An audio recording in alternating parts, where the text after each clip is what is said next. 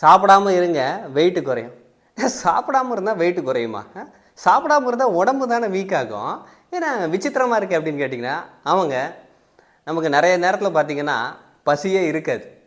அந்த பசியே இல்லாத நேரத்தில் நம்ம கட்டாயத்துக்காக சாப்பிட்றோம் பார்த்திங்களா, அதுதான் வெயிட்டு போடுறது. இனிமேல் பசி இல்லாத நேரத்தில் சாப்பிடாமல் இருங்க. அதை தான் நான் சொல்ல வரேன். இப்போ பசி இல்லாத நேரத்தில் சாப்பிடாமல் இருக்கிறனால என்ன ஆகுது?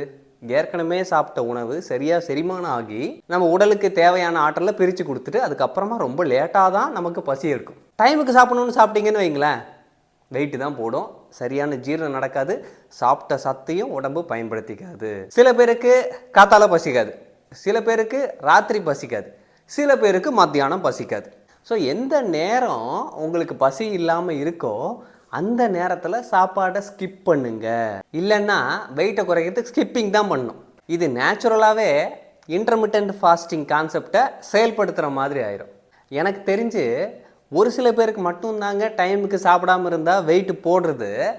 நிறையா பேருக்கு பசி இல்லாமல் சாப்பிட்டுட்டே இருக்கிறதுனால தான் வெயிட்டு போடுறது. இனிமேல் பசியை கவனித்து சாப்பிடுங்க. பசி இல்லைன்னா ஒருபோதும் சாப்பிடாதீங்க. உணவை நல்லா மென்று சாப்பிடுங்க, பொறுமையாக சாப்பிடுங்க. இதெல்லாம் நீங்கள் கரெக்டாக பண்ணிங்கனாலே உங்களுக்கு ஆட்டோமேட்டிக்காக வெயிட் லாஸ் ஆகும். வெயிட் லாஸுக்கு சப்போர்ட் பண்ணுற மாதிரி ஒரு அருமையான டயட் சிஸ்டம் நான் உங்களுக்கு கொடுக்குறேன். என்னுடைய பேசிக் டீடாக்ஸ் ப்ரோக்ராம் நீங்கள் ட்ரை பண்ணி பாருங்கள், அட்வான்ஸ் டீடாக்ஸ் ப்ரோக்ராம் ட்ரை பண்ணி பாருங்கள். இதெல்லாம் பண்ணும்போது வெயிட் லாஸ் ஆகிறது மட்டும் கிடையாது, குடல் நல்லா சுத்தமாகும். ஏன்னா நம்ம நிறைய கீரை, காய்கறிகள், பழங்கள் சாப்பிட்றதுனாலையும் குடலுக்கு ஓய்வு கொடுக்கறதுனாலையும் நல்லா லைட்டாக ஃபீல் பண்ணுவோம், எனர்ஜெட்டிக்காக ஃபீல் பண்ணுவோம். ஏன்னா நம்ம ஓவர் நரிஷ்மெண்ட், அதிகமான சாப்பாடு சாப்பிட்றதுனாலே நமக்கு மந்தத்தன்மை அப்படிங்கிறது வந்துடுது இல்லையா. மே 5 30 days அட்வான்ஸான டீடாக்ஸ் ப்ரோக்ராம் ஆரம்பிக்குது. மே 15 பேசிக்கான டீடாக்ஸ் ப்ரோக்ராம்.